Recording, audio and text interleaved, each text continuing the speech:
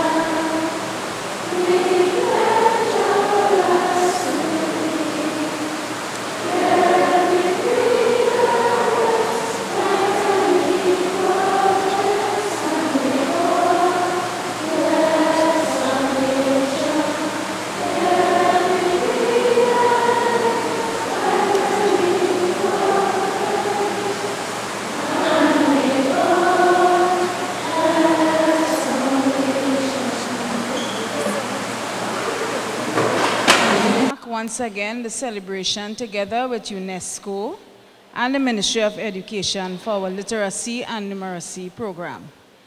And so to this end, our school's principal, Mr. Troy Chibotsing, together with our language department, we have embarked on a series of lectures, dramas, plays, readings, visits from our school from illustrious personnel who have done well and achieved great status within our nation for the improvement of literacy. So without further ado, we wish to give a hearty round of applause of appreciation as we welcome our school's principal.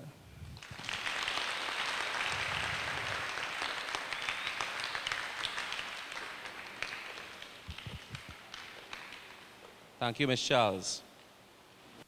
Now, this morning, I am really here to introduce our facilitator, our guest speaker, Mr. Ralph Maraj. But before I do that, I want to just share something. Do you know this person? Who is this? Malala. And Malala would have been one of the persons in the recent past to have achieved something internationally. In fact, Malala, as of a couple weeks ago, was awarded the Nobel Peace Prize. The Nobel Peace Prize. And in the recent past, she would have been to Trinidad and Tobago. Not so? Good. Now, I bought this book here for two reasons. One, to tell you that this book is available in the library. We have a number of copies being placed in the library, and I want to encourage you to go into the library and to access it, to read it, to understand it. And when you read it, you are going to understand that oppression and adversity should not be a deterrent to you progressing in life. In fact, it should be a motivation. And today we have Mr. Ralph Maraj. And Mr. Ralph Maraj, as we invited him here, is intended to be one of the motivational icons who would enable you to see that to progress in life, to become something in life, you have to be able to read, to write, to understand. Because nothing else could be achieved if you don't have that level of what you call critical thinking. Are you all with me? And I will add to that, because I don't want to talk too long. I will give you a little story. Years ago, when I was your age, and I was going to a school in the south, Irie High School, we had a particular teacher by the name of Mr. Shekhar Mahabir.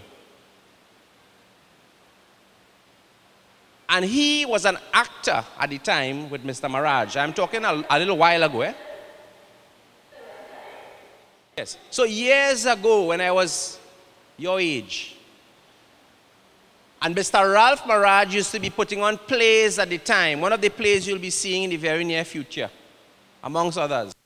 I used to go around to schools, and our teacher at the time was in school. And he was one of the persons at that time who inspired others, who motivated others to achieve in different areas.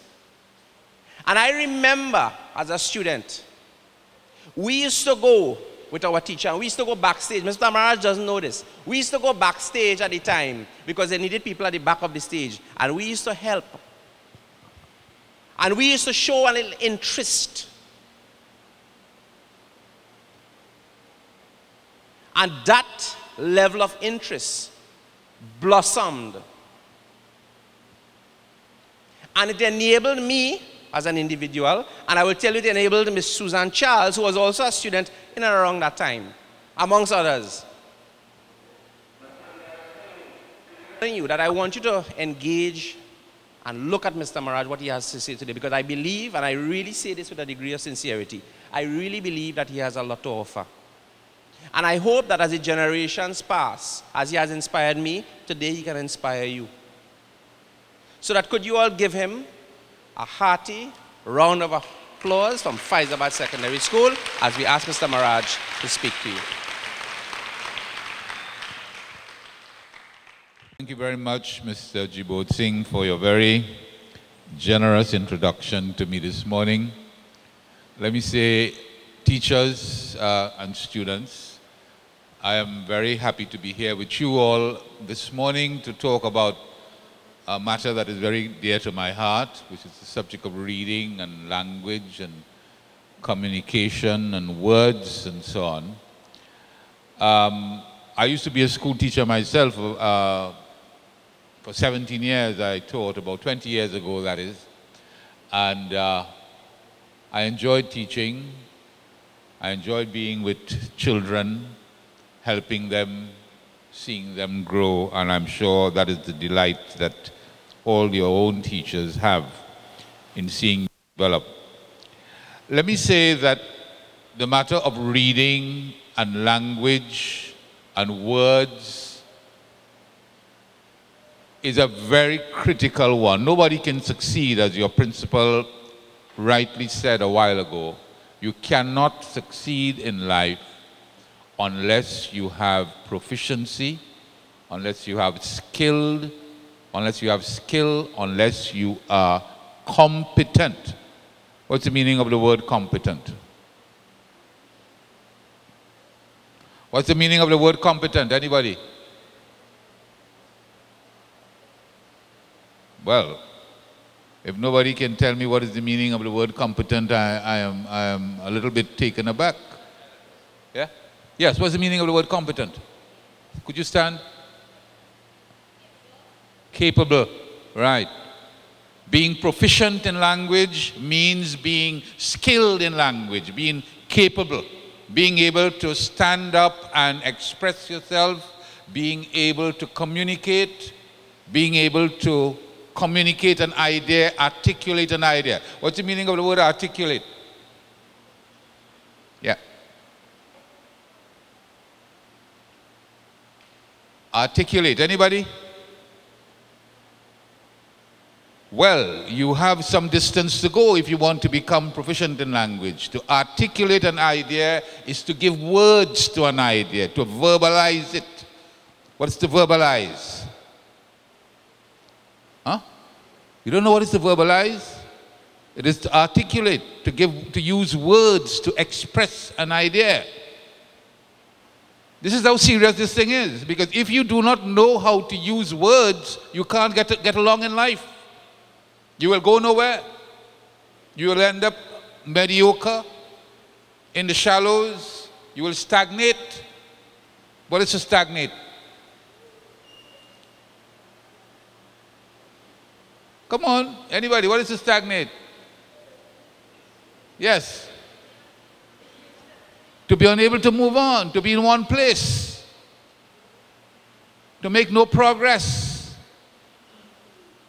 So this is what we are dealing with here. We are dealing with your lives. When we talk about language, when we talk about communication, we are dealing with your lives, how you are going to make progress. Because a fundamental issue, a fundamental basic need of any human being is to communicate. You must be able to communicate. Your survival, your progress depends on your ability to communicate. You should imagine what your state would be if you are unable to communicate, if you are unable to say how you feel, if you are unable to make a request, if you are unable to express yourself. If, for example, you accuse a student of doing something in that student, taken to the principal, and you are unable to communicate, you are unable to put up a defense, you could easily end up being unfairly punished, right? So that language helps you to defend yourself. You must be able to communicate. Without it, you will not be able to survive.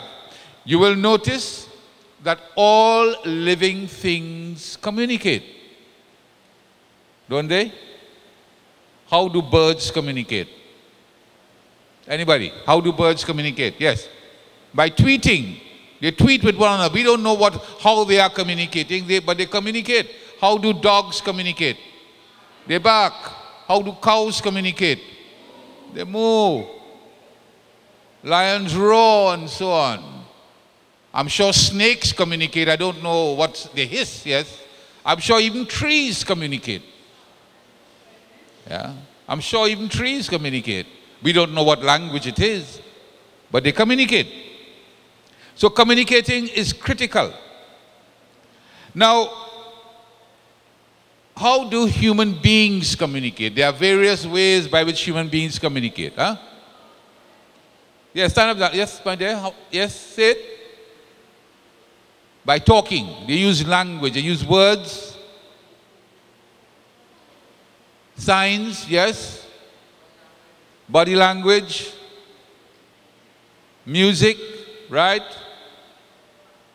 Writing. They write.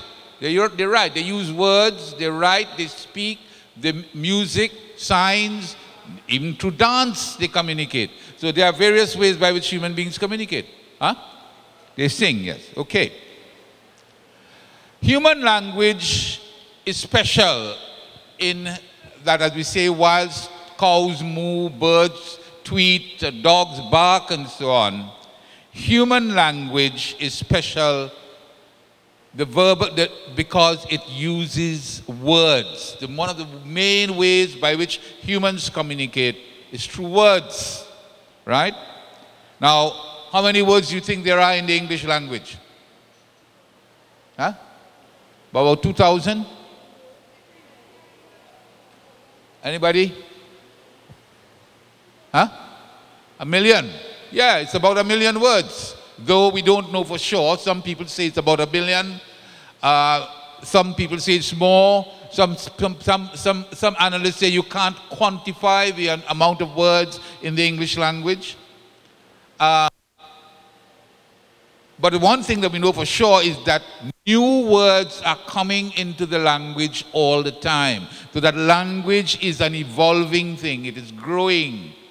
It is not stagnant. Now, let us say indeed that we have 1 million words in the English language. I think the responsibility of everybody to know as many of those words as possible, or to know most of those words. So could you imagine if you knew 1 million words? How you will be able to speak, how you will be able to write. If you knew the meaning of all those words, how you'll be able to express yourself. So that every successful human being, whether in teaching, in law, in medicine, wherever, even the ordinary person on the street, they have a facility with language. They can communicate. So it is your responsibility to be proficient in the language that you use, right? That is one of your major responsibilities. But why do we need so many words? I mean, the birds tweet, the dogs bark, the cows moo, they sound monotonous, they sound the same, they may have variations in between, I suppose, when they want to communicate different kinds of things to their flock or their counterpart. But human beings need a million words in the English language alone, for example. Why? Why do you think that? Huh? I'm not hearing. To succeed. To succeed, yes, yeah. But why do we need so many words? Why? Why do we need this huge body of language to the human beings? I mean, the birds don't seem to need much. The dogs, the animals don't seem to need, but why do human beings? Yes? Yes? To communicate. To communicate. To understand one another. That's getting close. Express, yes. Right, to communicate, to understand, to express. You see, the human being and human experience is a very complex thing. Very complex. It is multifaceted, it is varied, it is complex. So you need words. You need words to express the ideas that flow through the human mind. You need words to express the varying emotions that human beings feel. You need words to express the different experiences that human beings have. And I'm pointing all of that out to you for you to understand that if you do not have the language to express this multifaceted person that you are, to give expression to this multifaceted human being that you are, you will live in a state of inadequacy. You will never have the rich, fulfilling life that is your potential. In other words, what makes you as a human being special is that you have this potential for a complex, multifaceted, varied experience. So you need language. You need language. Otherwise, you live in a kind of vacancy. You live a kind of dumb existence, and you end up being in a state of stagnation, underachievement, lack of fulfillment. That is what happens to people if you cannot have command of the language. Proficiency in language also means that you achieve an important level of personal power. Personal power, I hinted about that a while ago. If you can speak and you can write well, you can express yourself well, you advance your cause or your position, you defend yourself. So, my dear young friends, I know as young children, you all are easily distracted by various kinds of things. You are more interested in having fun and playing and all that kind of thing. But you must be persuaded at a very early stage to pay particular attention to this business of language and the power that language has and the power that language gives you as a human being to live the life. Now, when we talk of language, we're talking essentially about, let's focus mainly on speaking and writing. Now, a lot of people speak and write at mere functional levels. But by that, what do I mean by that? You, the boy with a pen in the mouth. When I say some people operate at functional levels with language, what do I mean? Huh? They communicate with their peers. They converse, right? What else would you do when you're using language at a functional level? What else? What else do you do? Anyone? The functional use of language. Anyone? Instead of, in addition to conversing with one another, what else? Yes? Huh? Understanding? Having a proper understanding of things, yes. Reading signs, for example. You might read a street sign, you might read a label on a bottle in the grocery. That's a functional use of language. Are you all understanding what I'm saying? That is the functional use of language. You converse, you make requests, you ask somebody for something, you give instructions, the teacher gives you an instruction. That is the functional use of language. Mere function. And we need that because in order for us to get along in life in our daily living, we need to have language. But that is not the only use of language. Indeed, there is a deeper use of language beyond that superficial level.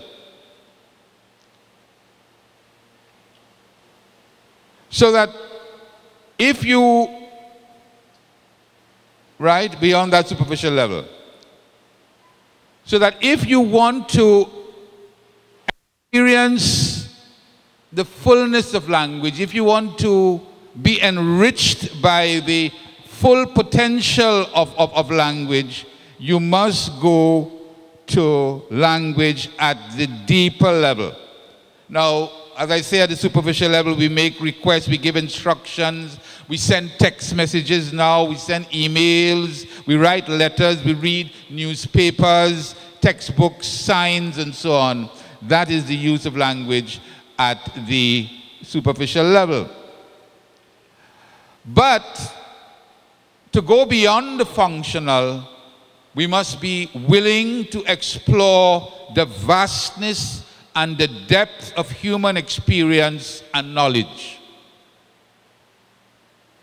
The human being has acquired through the evolutionary process, through the development of society, a vast body of knowledge.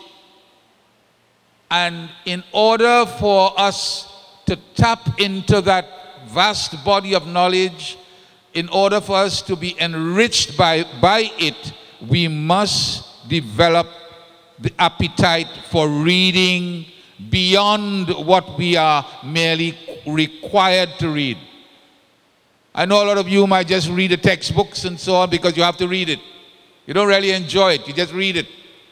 That's just functional reading. But you have to develop an appetite for knowledge. You must have an appetite for knowledge. And when you develop that appetite for knowledge, you use reading to go beyond the superficial. You use reading to acquire an understanding of human society.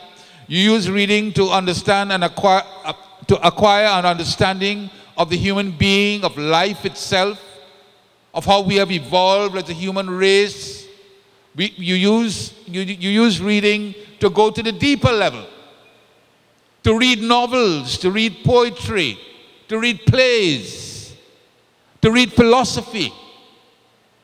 And it is through that kind of in-depth reading that you become an enlightened, refined human being. If you do not develop that approach, if you do not have that aspiration to become refined, you remain at a elementary level, underdeveloped, without the taste for the finer aspects of life. So that, you have got to start reading beyond the functional. For example, you know, and you all are very fortunate because you live in the age of the internet when a click away is so much information that is at your disposal. And I don't know how you all use the internet, but when I, for example, go on the internet, I go there for specific purposes. I go to read the international newspapers, for example. I make up for any deficiency I may have in my understanding of human history. I read a poem or two sometimes. I don't need to go to the library to read them. That doesn't mean to say that I don't read my books that I have, but that is how I use the internet. You should understand that as human beings, you live in an era where information is available to you all that we didn't have. We didn't have that access to information when we were growing up. And you must try to be more discriminatory in the way you use the internet. Use it for really creative and productive purposes. So I want to encourage you to read that kind of literature, that kind of material. Go beyond the functional. Read poetry, read novels, use the internet for deepening your understanding of what has happened to human civilization, the development of society. In that way, as I said, it refines your mind. It makes you more civilized. It makes you more civilized. It makes you more capable of contributing to both yourself and contributing to your family, your friends, and your society. You then become a source of light and enlightenment. That is what reading does for you. It refines you. It makes you a light and enlightenment. Any questions any one of you may have?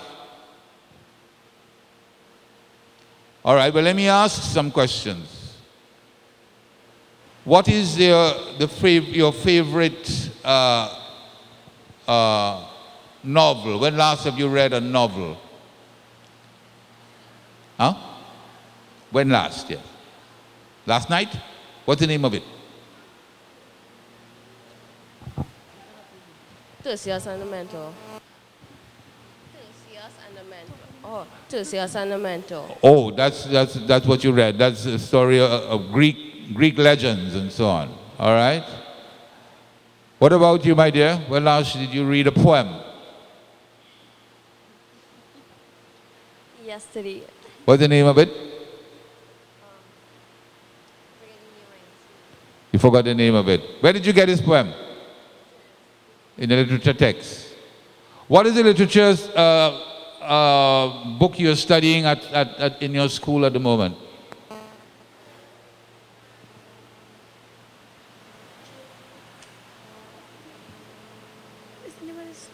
What is the novel that you're studying? This is Miguel Street. Miguel Street. Miguel Street. Have you read all of the stories in Miguel Street yet? So I don't have stories, and it is You don't have what? stories. It's just one big long story. Miguel Street? Miguel Street is a collection of short stories. Miguel Street is a collection of short stories by, and who is the writer?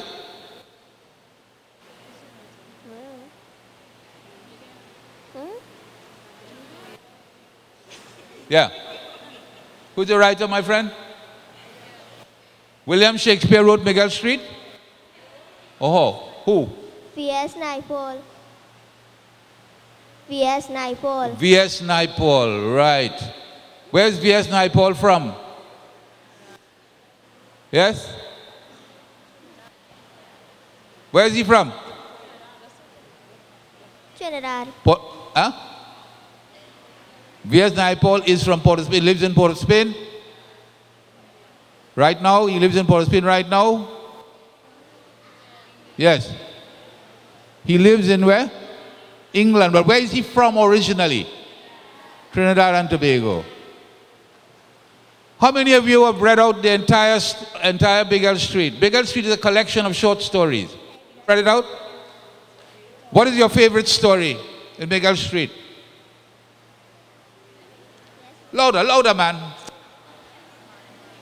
Huh? The maternal instinct. You like Laura in that story, huh? Laura is the one who had endless children. 8 children with 7 men. Yes, that's Laura in the maternal instinct. That's right.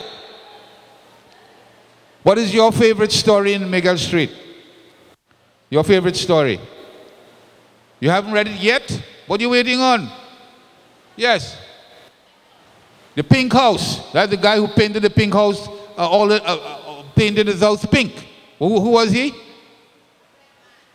George. George and the Pink House. Huh? Bogart. You like Bogart, eh? Yeah, what do you like about Bogart?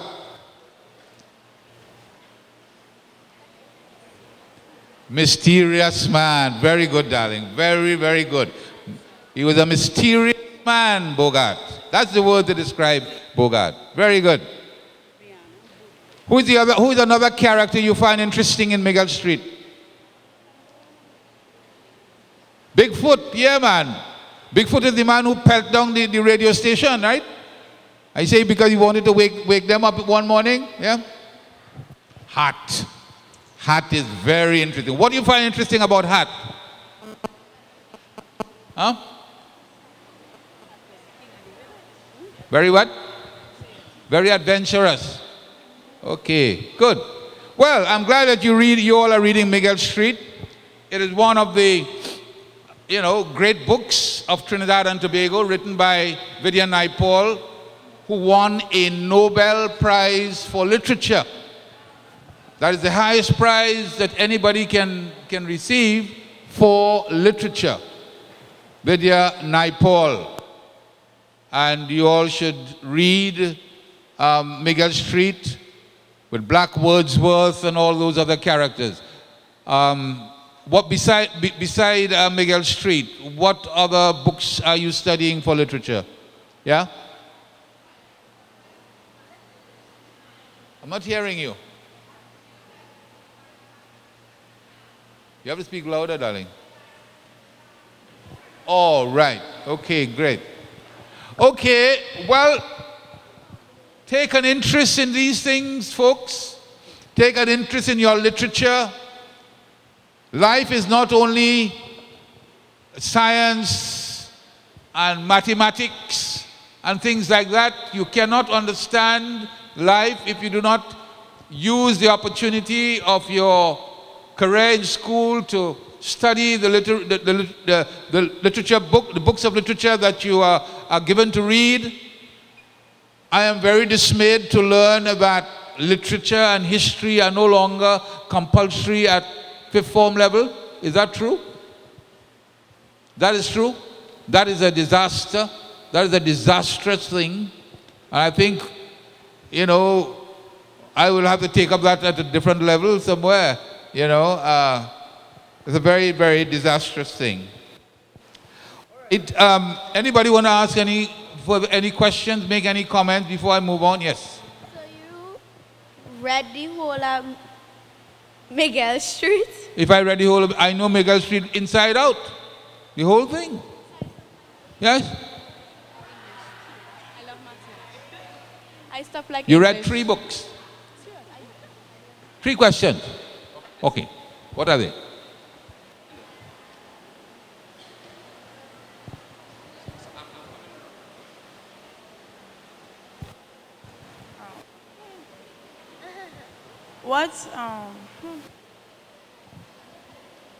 What books you like to read? I beg your pardon? Types of book you're interested in? What books you like to read? What books do you like to read? What books do I like to read? I like to read novels. I like to read poetry. When I go on the internet, for example, I must confess I haven't read a novel in a long time. But that is no excuse for you, because I have read a lot of novels in my time. So that you must read novels, you must read poetry, you must read plays. When I go on the internet, you don't like English again? Why? Kind of boring. Creative writing is real hard and English is boring.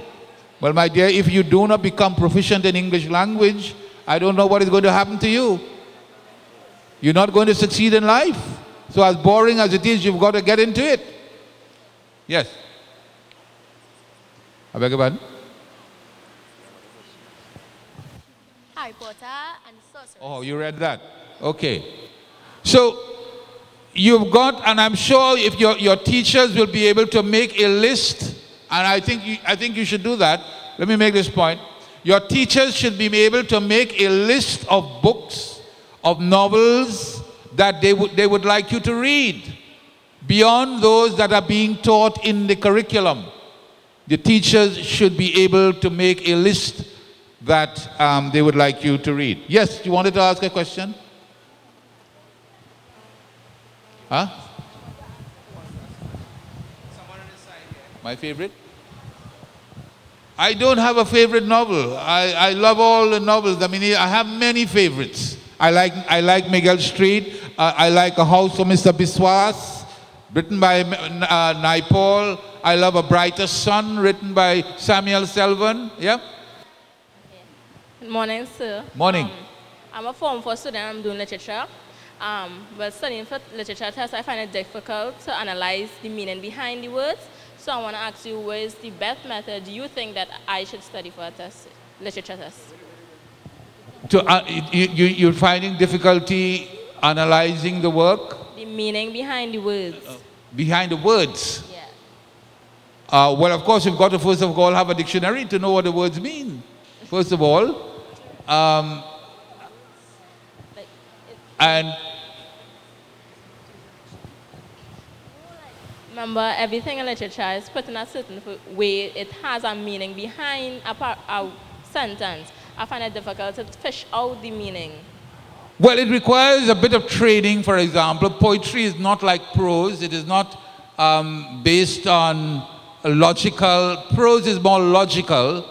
That is a piece of prose written to describe a wall or to describe the surroundings. That is a more logical kind of writing, full of description and so on. Descriptive words, that is more easily understandable. Poetry is a little bit more difficult. You have to be a little bit more patient, because poetry has a lot of symbolism. It has a lot of figurative language. There's the use of metaphor, the use of simile. There's all of that in poetry. So your teachers have able to train you in that direction. Not everybody loves poetry. A lot of people find poetry difficult, but when you develop a taste for poetry, then you will never leave. You will never stop loving poetry, because poetry is really the most distilled form of language. It is indeed the most distilled form of language. I want to read you a poem as one of the final things I would like to do this morning. It is a poem called, that is if nobody has any other questions. Yes?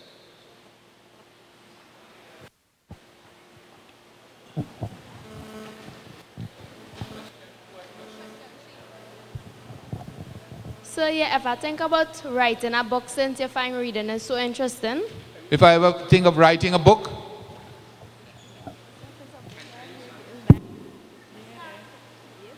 Yes. You ever think about writing a book, since you find reading is so interesting? Well, yes, I would like to write many books. I have many projects at various stages. I have written many plays. I want to put them I want to have them printed as books. I have given many speeches. I would like to have a compilation of my speeches. Yes, I would like to do that. Okay.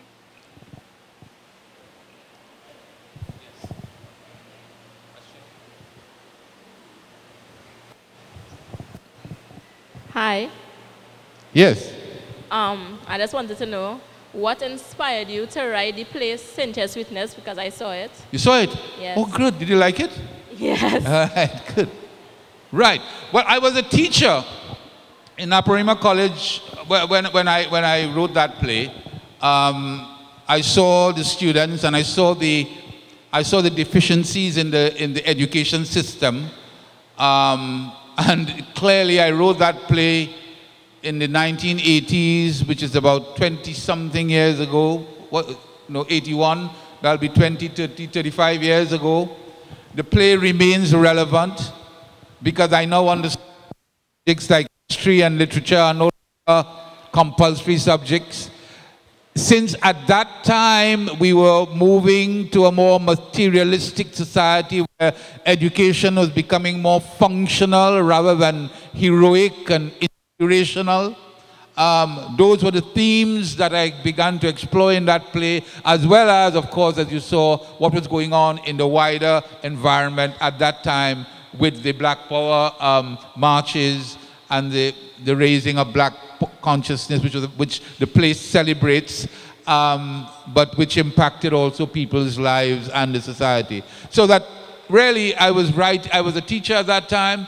My main focus was on the young people and how the education system was not doing them was not giving them the kind of spiritual, intellectual, cultural nourishment that they needed, and it seems that continues to be the case even today.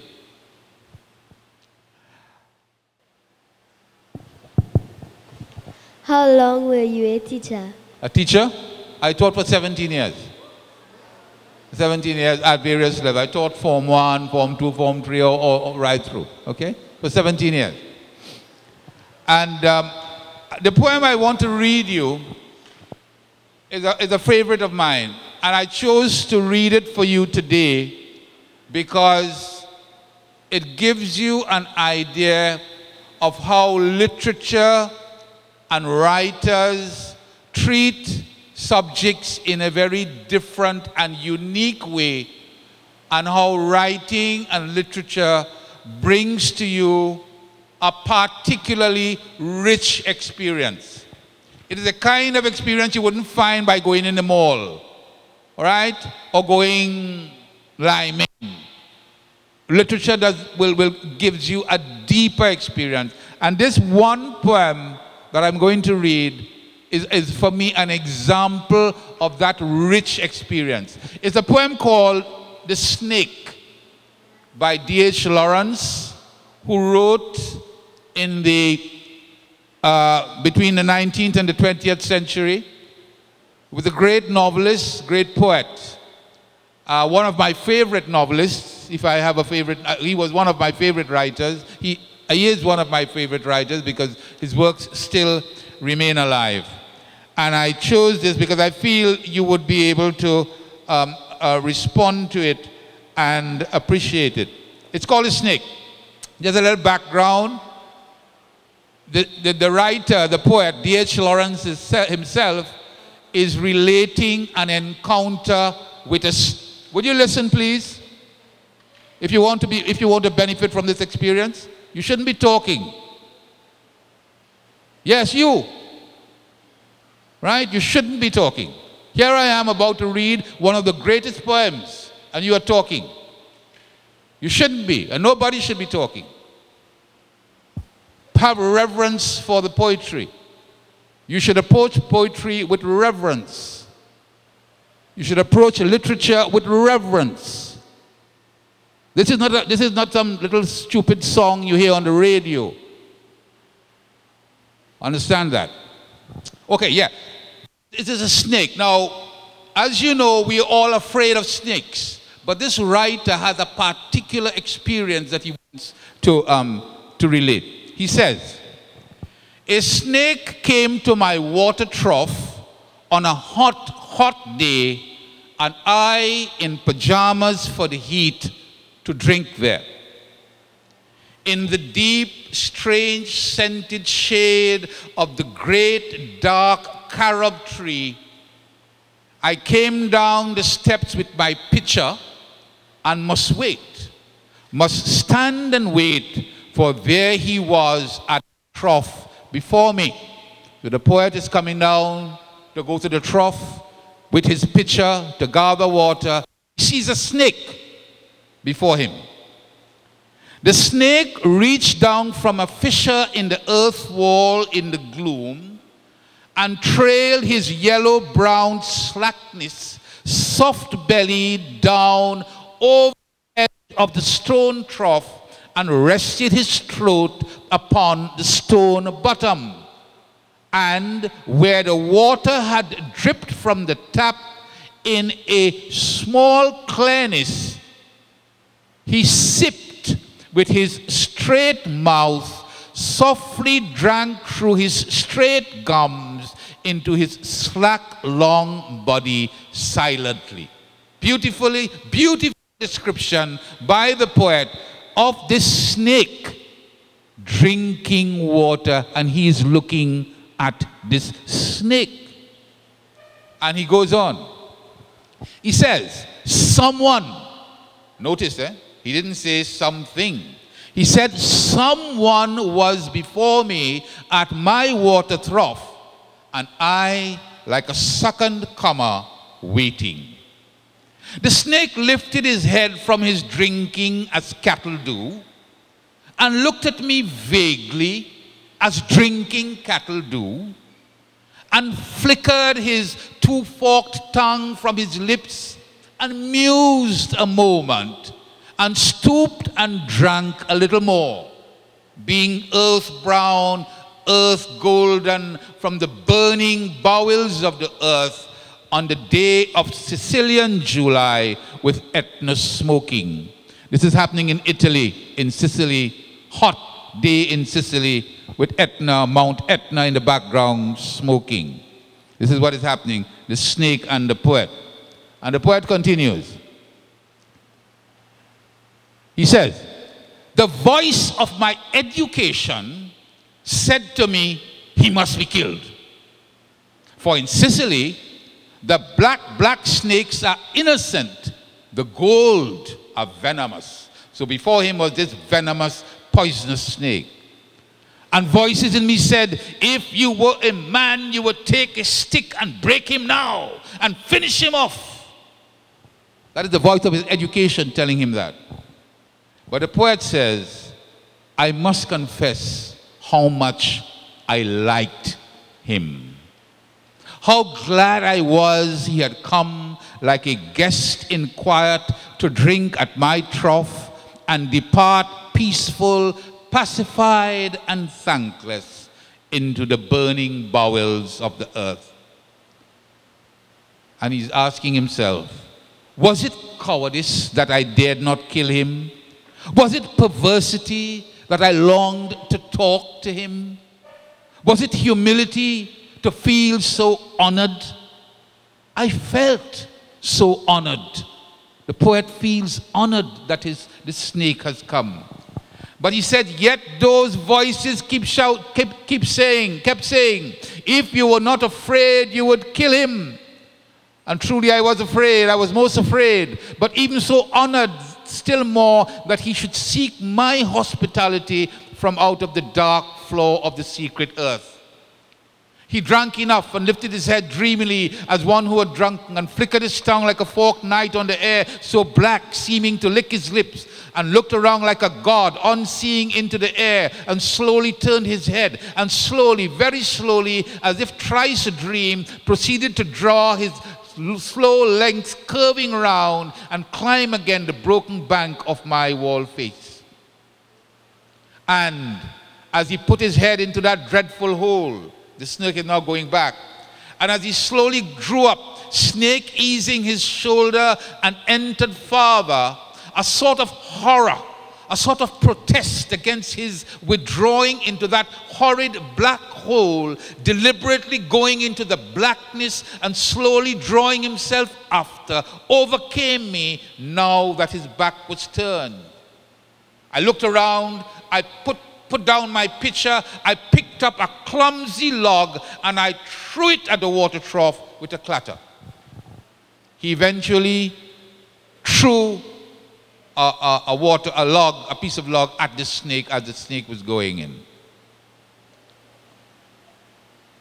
And he says, I think it did not hit him. But suddenly that part of him that was left behind convulsed in undignified haste, writhed like lightning, and was gone into the black hole, the earth-lipped fissure in the wall front, at which, in the intense still noon, I stared with fascination. And this is important. This is the aftermath of him having seen the snake, liked the snake, felt honored by the snake. He was eventually overcome by his human education. He threw the thing at the snake disappeared. And this is the poet now. Immediately, I regretted it. I thought, how paltry, how vulgar, what a mean act. I despised myself and the voices of my accursed human education. And I thought of the albatross, and I wish he would come back, my snake. For he seemed to me like a king in exile, crowned in the underworld, now due to be crowned again. And so I missed my chance with one of the lords of life. And I have something to expiate, a pettiness. That's the end of the poem. That is the end of the poem. At the end of the whole experience, he was overcome by his human education. He reacted in the normal human way,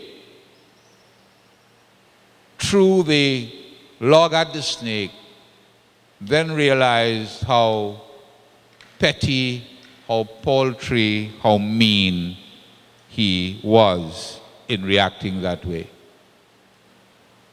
This is the kind, when I first read this poem, I was very moved. I saw what the writer was trying to tell me. I saw how much we ourselves must learn to respect and even love all other forms of life. I found it a particularly unique experience reading that poem. And even today when I read it over and over, I still am enriched by the experience of that poem. And I just chose that poem this morning to give you an example of what you are missing if you are not exposed to literature, to poetry, to novels, and to the deeper. I thank you for your attention this morning, children, and God bless you all.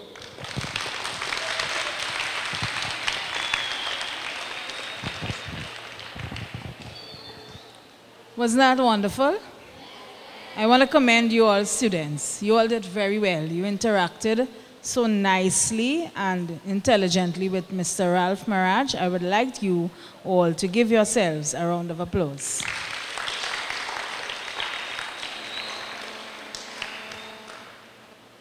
I really do hope that students, you do take this to heart. Literature is about your heart. It's about your emotions. It's not about your intelligence only. It's how you feel, how you think, how you react to life. So once again, could you give a hearty round of applause of thankfulness to Mr. Ralph Maraj.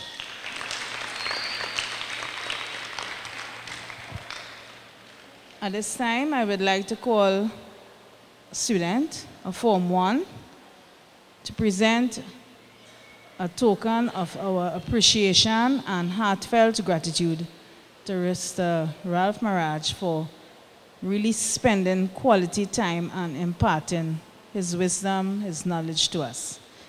Ms. Buru, could you please come? Mr. Sir.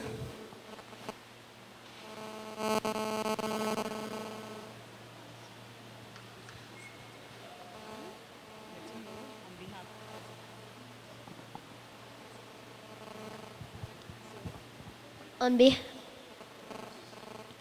behalf of Fyzabad Secondary School, I would present this gift to him.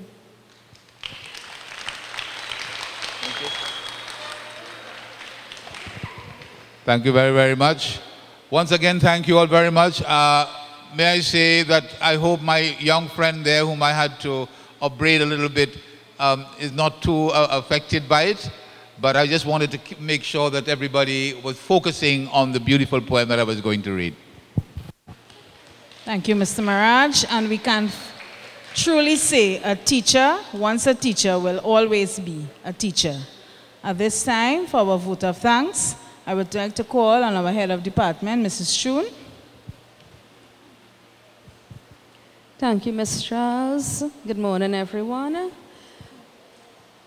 I would really like to thank Mr. Maraj for taking the time and effort to be here this morning with us at Fyzabad Secondary, for sharing your vast knowledge, for sharing your passion for reading, writing, literature. I'm sure our students here appreciate it and will take all his great advice to heart, as Ms. Charles said. Take it to heart.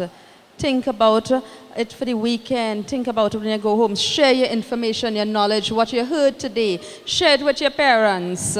I'm sure they, like me, would know Mr. Maraj over the years, because I was your age when I first got exposed to his play, his work, and it stayed with me all these years. And I was really privileged to actually meet the great person this morning. I would like to thank administration, Mr. Jibod Singh, and the other vice principals for allowing us this great opportunity this morning, in that we were able to be away from our classes to interact and be part of this presentation. I would like to thank all members of staff, especially language department teachers, for being here with the students, for helping us in putting this event together.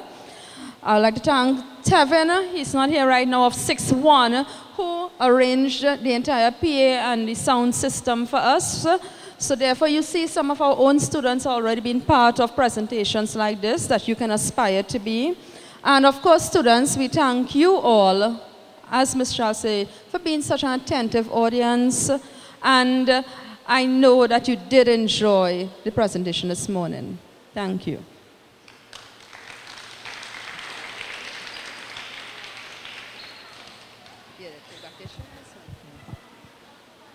All right, everyone, I too could add that I got to know Mr. Maraj as a student at Irie High School. We also went to his plays, so he is indeed an icon of Trinidad and Tobago. So we want to thank him very much. Thank you, sir.